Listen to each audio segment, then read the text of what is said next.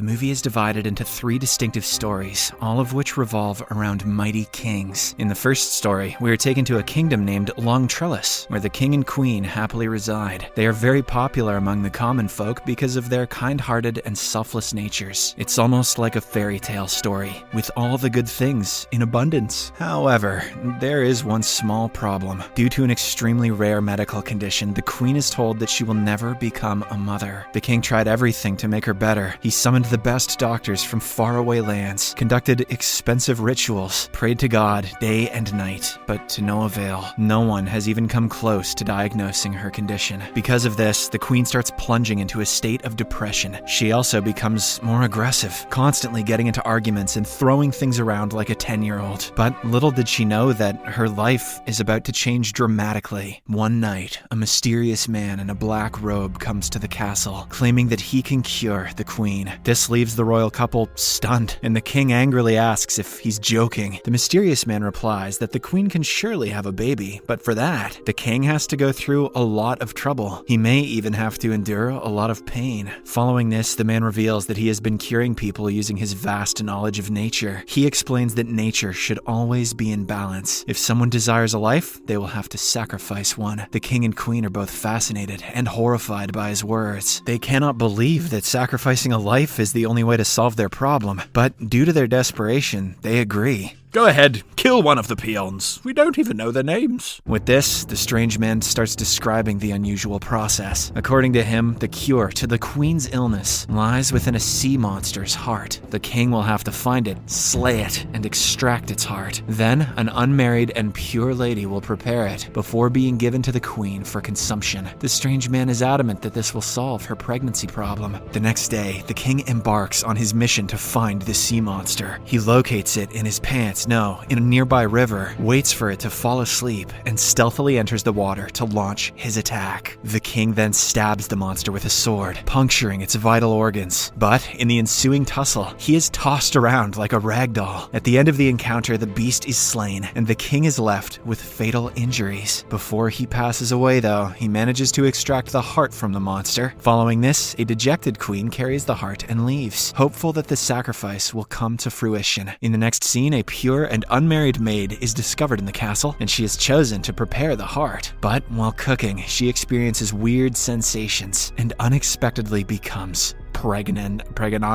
When the queen ingests the prepared heart, she also becomes pregnant, bringing hope and joy to the kingdom. 9 months later, both the women give birth to their sons at the same time. It's almost as if they are twins. The queen names her son Elias, whereas the maid's son is Jonah. Fast forward 16 years, the boys have now become adults. Their hair's white tone represents the sea monster's heritage, and they share a deep and unbreakable bond of friendship. They are even capable of breathing underwater, just like a fish. However, the queen doesn't like her son Elias spending time with the maid's son Jonah. She constantly chastises him to make better friends, but he pays no heed to her words. When nothing works, the queen threatens the maid to keep her son away from Elias. Failing to do so will result in the expulsion of both from the kingdom. But despite the stern warning, the boys continue meeting each other. One day, they decide to pull a prank on the queen. Jonah wears Elias's clothing and pretends to be her son, but unfortunately, she quickly finds out about this. As a punishment, she exiles Jonah from the kingdom. A heartbroken Elias tries his best to stop him, but to no avail. Before leaving though, Jonah cuts off a tree with his knife, allowing water to flow from there. He then tells Elias that he will be safe and sound as long as the water is clean.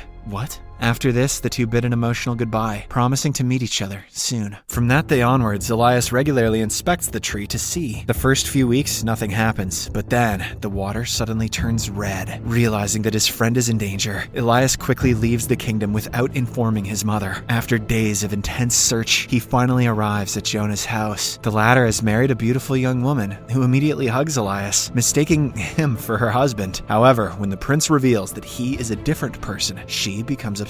The woman then explains that Jonah ventured deep into the forest 5 days ago and has not returned since. Worried that something might have happened to his best friend, Elias immediately sets off to look for him. On the other hand, with her only son missing, the queen visits the strange man once again, seeking help. But even this time, he tells the same thing. In order to have a life, she must sacrifice one. Without any other options, she accepts the terms. Meanwhile, Jonah is stranded in a dark cave, injured and scared. It is revealed that a flying creature creature is after him. Just when we think the boy is about to be killed, Elias arrives at the scene and fights off the creature with his sword. He even manages to kill it using his bravery and valor. However, in a shocking turn of events, it is shown that the creature was actually his own mother. She sacrificed herself for the sake of her son. In the last scene, the two return to their kingdom, and Elias finally ascends to the throne, ready to lead their people into a new era. Following this, the second story begins, and we are introduced to an extremely lustful and arrogant king. He is always surrounded by ladies and booze, completely carefree about what is happening in his kingdom. The one thing he is missing is a loving wife and some dignity. Which shouldn't be too hard to find considering his enormous influence and fortune. Then, we are introduced to two elderly sisters who reside in close proximity to the palace. Despite their advanced age and solitary existence, their voices sound strikingly youthful and pleasing to the ear. One of the sisters, Dora, is a cunning and self-centered woman, while the other, Ima, is frank and sincere in her demeanor. The sisters rarely venture out of their house and remain unmarried, seemingly content to live out their remaining years in seclusion. One morning, as Dora is singing, the king hears her voice and instantly falls in love with her. He has never heard anyone sing so beautifully. Go home, king, you're drunk. So, he arrives outside her house, hoping to see her in person. However, when the king knocks on the door, the sisters panic, not wanting to expose their real appearance. They frantically think of an excuse, and Dora requests the king to come back in a week, saying she will be more comfortable then. Smitten by her voice once again, he delightfully agrees. As the day of the king's visit approaches, Dora and Ima work tirelessly to make their fingers look young and beautiful. Dora tries covering her fingers with herbs, but to no avail. They still look wrinkled and old. Ima, on the other hand, has put her finger in her mouth for many days, and it looks quite good and young. When the king arrives, Dora nervously presents Ima's finger as her own, hoping to deceive him. To her surprise, the king is completely smitten by the young and beautiful finger, and believes that he has found the love of his life. Oh, huzzah! I just love fingers!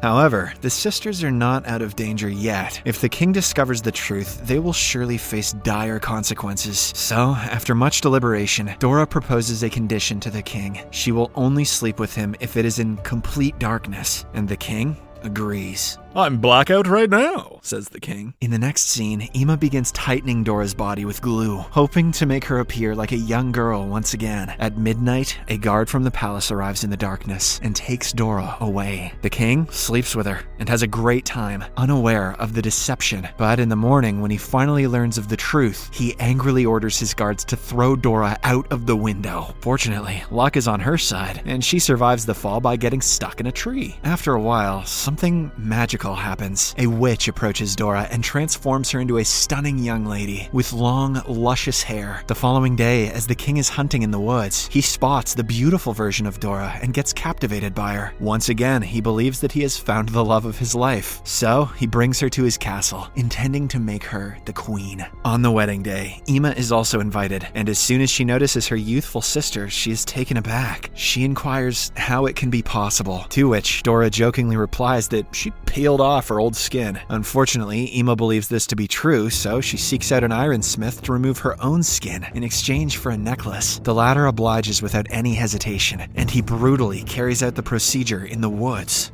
Gross! After a while, Ima returns to the castle, all bloodied and weak. She soon passes away due to her injuries. Even her sister Dora doesn't get a happy ending, as the magic begins to fade, and she slowly reverts to her old self. Not wanting to cause any further problems, she runs away from her own wedding, never to be seen again. The moral of that one is never try to please an alcoholic. In the third story, the king is extremely childish and strange. His wife died long ago, and the only person left in his family is his unmarried daughter. But for some reason, he doesn't love her wholeheartedly. One day, the king notices a parasitic insect feeding on his hand, and instead of swatting it away, he allows it to continue.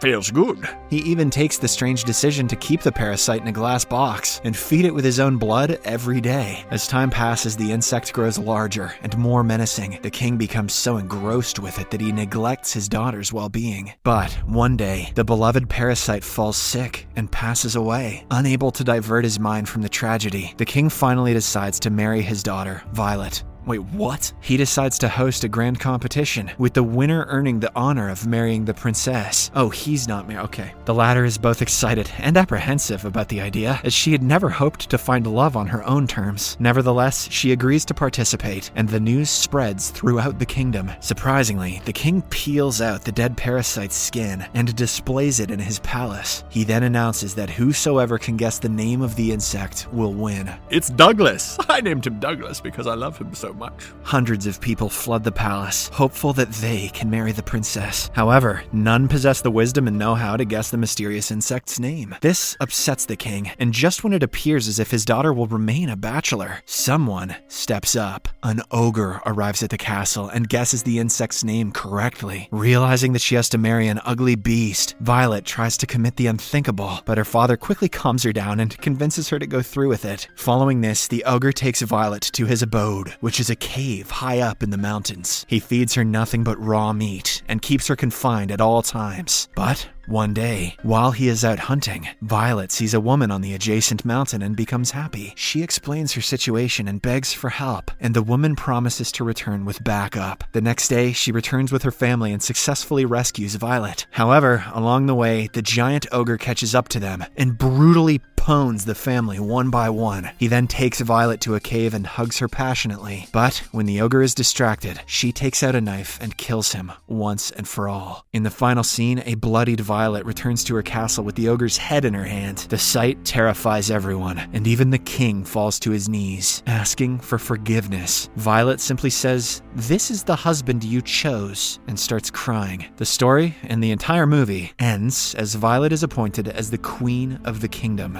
That one doesn't have a moral. That was badass. Subscribe for more videos like this, turn on notifications, and leave a like to help the channel out. Thank you for watching.